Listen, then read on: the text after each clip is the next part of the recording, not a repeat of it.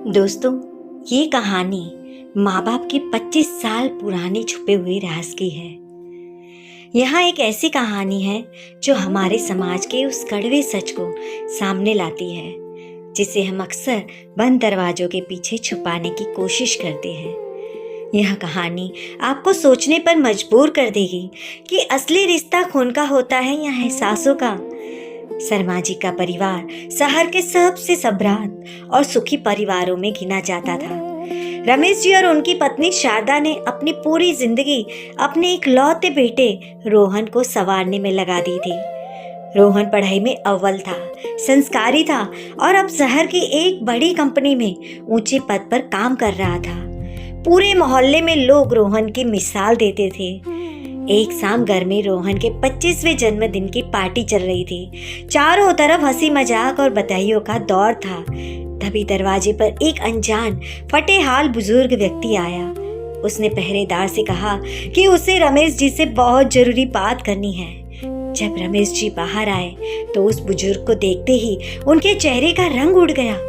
उनके हाथ से कांच का गिलास छूटकर फर्श पर बिखर गया। रमेश जी उस बुजुर्ग को तुरंत घर के अंदर एक कमरे में लेके गए, लेकिन रोहन ने अपने पिता के चेहरे पर वो खौफ देख लिया था जो उसने आज से पहले कभी नहीं देखा था। सस्पेंस और उत्सुकता के मारे रोहन चुपके से कमरे के दरवाजे के पास जाकर खड़ा हो गया।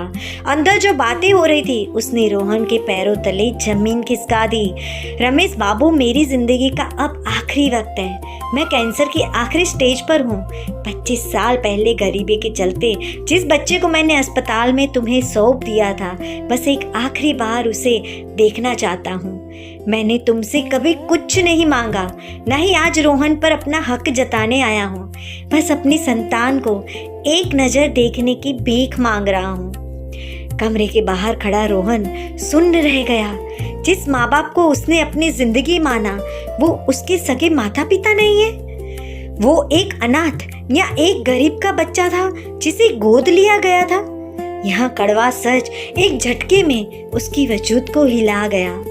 मेहमानों के जाने के बाद घर में एक अजीब सा सन्नाटा पसर गया। रोहन ड्राइंग रूम में बैठा, उसका आंखों में आंसू थे और सामने रमेश जी और सादा देवी सिर झुकाए खड़े थे। तुमने हमसे इतना बड़ा सच छुपाया। रोहन की आवाज में दर्द और नाराजगी दोनों थी। सादा जी ने रोते हुए रोहन के हाथ थामे, बेटा, हमारे आंगन में कोई औलाद नहीं थी। जब दीनू अपनी पत्नी के इलाज के लिए तड़प रहा था और उसके पास इस बच्चे को पालने के पैसे नहीं थे, तब हमने तुम्हें अपनाया था। हमें डर था कि अगर तुम्हें यह सच पता चला तो तुम हमसे दूर हो जाओगे। रोहन उस वक्त भावनाओं के बवंडर में था। उसने अपने कमरे का दरवाजा बंद कर लिया। पूरे परिवार में ऐसा लग रहा था जैसे सब कुछ एक पल में तबाह हो गया हो।